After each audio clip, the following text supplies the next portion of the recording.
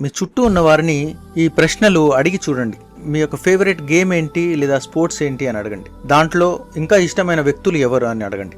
మీ యొక్క favourite politician ఎవరు, దాంట్లో మీకు ఇష్టమైన వ్యక్తి ఎవరు, లేదా మీ ఫేవరెట్ ఫిల్మ్ స్టార్ ఎవరు, ఫిల్మ్ ఏంటి, మీ ఫేవరెట్ సోషల్ మీడియా ఇన్ఫ్లుయెన్సర్స్ ఎవరు అని అడగండి.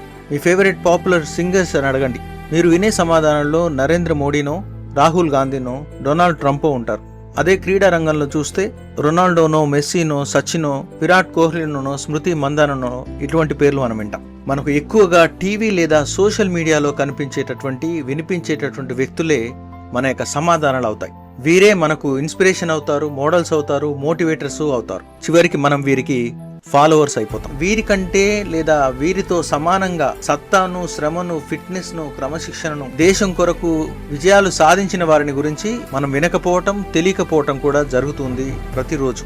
కేవలం 2026లోనే రెజ్లింగ్ లో, షూటింగ్ లో, ఆర్చరీలో, చెస్ మరియు బ్యాడ్మింటన్ వంటి అనేక క్రీడల్లో బంగారు పతకాలతో ప్రపంచంలోనే ఉత్తమమైనటువంటి స్థానంలో నిలిచారు భారతీయులు. కానీ వీరిని గురించిన సమాధానాలు మీకు ఎక్కడా కనిపించవు, వినిపించవు. దురదృష్టకరంగా వీరికి తగిన గుర్తింపు ఎటువంటి మాధ్యమాల్లో కూడా ఉండదు. దీనికి కారణం ఏమంటారు? మీడియా మనకు చూపించేదే మనం వింటూ ఉన్నాం, చూస్తూ ఉన్నాం. మనకు కావాల్సింది మాత్రమే అటు సోషల్ మీడియా కావచ్చు లేదా మీడియా కావచ్చు మనపై గుప్పిస్తూ ఉంది. చివరకు మనం ప్రపంచాన్ని, దేశాన్ని లేదా మన యొక్క ప్రాంతాలను మనకు చూపించబడే విధంగా మాత్రమే చూస్తూ ఉన్నాం, వింటూ ఉన్నాం. అదే మనకు తెలిసినటువంటి జ్ఞానం అని మనం ఊహిస్తూ బ్రతుకుతున్నాం.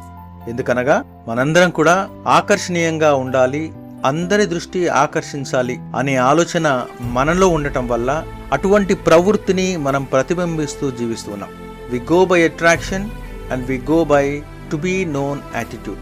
And what rules the world is power, influence, net worth and appearance. కనుక ఇవే మనకు కావాలనే ఆలోచన రీతిని మనందరం కూడా అనుకరిస్తున్నాం.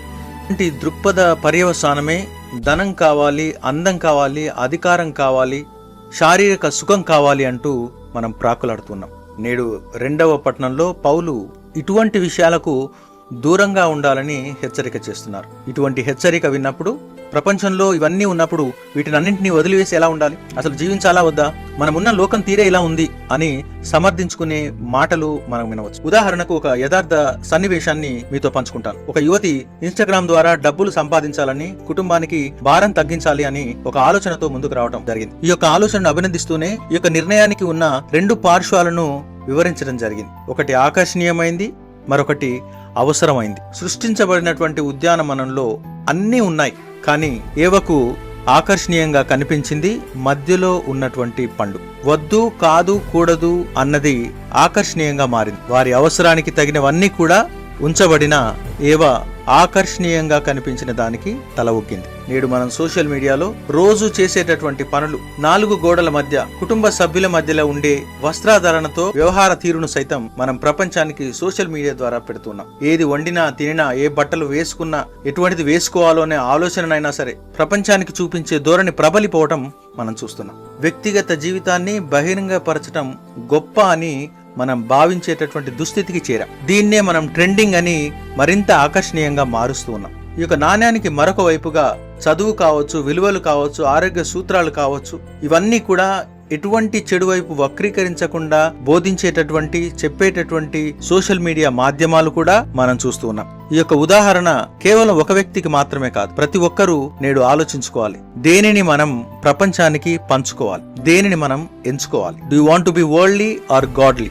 This is the question one should ask today. గుర్రాన్ని, గాడిదను ఉంచి దీనిని ఎంచుకో అంటే మనలో దాదాపు అందరం గుర్రాన్ని ఎంచుకుంటాం. ఎందుకనగా ఆకర్షణీయమైందే మనందరం కూడా కోరుకుంటున్నాం, కావాలనుకుంటున్నాం, పొందాలనుకుంటున్నాం. యేసు 2వదైనటువంటి గాడిదను ఎంచుకుంటున్నాడు, తన యొక్క సాధనంగా మార్చుకుంటున్నాడు. అదే నేడు 1 పట్టణంలో జకరియా మాటల్లో వింటూ ఉన్నాం. రక్షించేటటువంటి వాడు, రక్షకుడు తన యొక్క సత్క్రియలు చేయటానికి వినయవంతమైనటువంటి గాడిదపై వస్తూ ఉన్నాడు అని. మన యొక్క పనులు చేయటానికి, సాధించటానికి మన యొక్క సాధకాలు కూడా చాలా చాలా ముఖ్యమని నేడు మనం తెలుసుకోవాలి. తండ్రి పనిలో తాను కూడా పనిముట్టుగా మారుతూ ఉన్నాడు. పేరును, గుర్తింపును వద్దనుకొని కిరీటాన్ని ప్రక్కకు త్రోసినటువంటి యేసు ప్రభు నిజమైనటువంటి రాజుగా నేడు మనం గుర్తిస్తున్నామా? నేడు ప్రభువు ఆకర్షణీయమైన మార్గాన్ని ఎన్నుకోలేదు. ప్రభు అనుచరులుగా మనం దేన్ని సాధనాలుగా ఎంచుకుంటున్నాం? నీ యొక్క ఆకర్షణలకు నీవు బలి అవుతున్నావా? నీ యొక్క మార్గదర్శకాలు ఏంటి? ప్రపంచం ప్రతిపాదించేవే నీ యొక్క మార్గదర్శకాల? నిన్ను నీవు ప్రశ్నించుకునే రోజుది. సాధారణ జీవితం, లౌకిక జీవితం కొరకు ప్రభువు నిన్ను క్రైస్తవుడిగా ఎంచుకోలేదు. అసాధారణంగా ఉండటానికి, అందరిలా కాకుండా యేసు ప్రభువు ఎన్నుకున్నటువంటి ఇరుకైన మార్గాన్ని అనుసరించమని మనం పిలువబడ్డాం. గుంపులో, వ్యక్తిగా కాదు, ప్రభుని అతి సన్నిహితంగా అనుసరించడానికి కావలసిన మార్గం. Let us choose an extraordinary way of following Jesus, not an ordinary worldly manner. God bless you.